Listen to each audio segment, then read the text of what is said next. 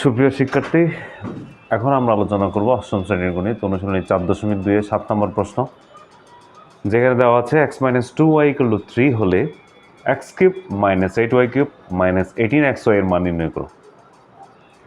তাহলে আমাদের এখানে দেওয়া আছে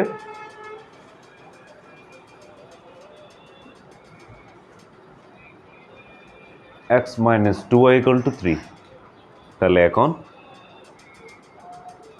x³ - 8y³ - 18xy এটার মান নির্ণয় করবো আমরা।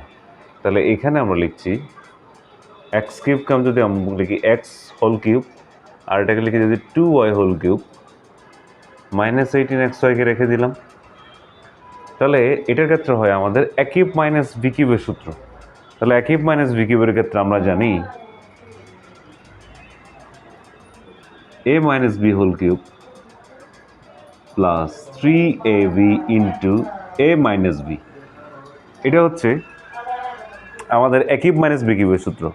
তাহলে এখানে আমরা যদি লিখি তাহলে হচ্ছে x - 2y³ তাহলে হচ্ছে x - 2y³ কেন হচ্ছে, যেহেতু আমাদের x হচ্ছে a 2y হচ্ছে b, তাহলে হচ্ছে a - b³ তাহলে x - 2y³ plus 3ab, ab হচ্ছে a হচ্ছে x, b হচ্ছে 2y into x - 2y minus 18xy।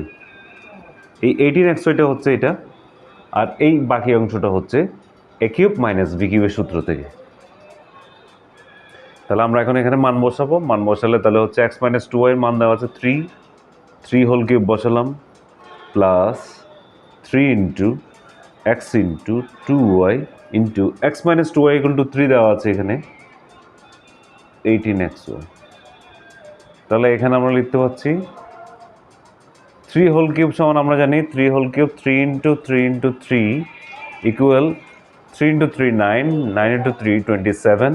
তাহলে এখানে হচ্ছে 27 প্লাস তাহলে 3 ইন্টু 2 গুণ করলে হয় 6, 6 ইন্টু 3 আমাদের গুণ করলে হয় হচ্ছে 18xy মাইনাস 18xy।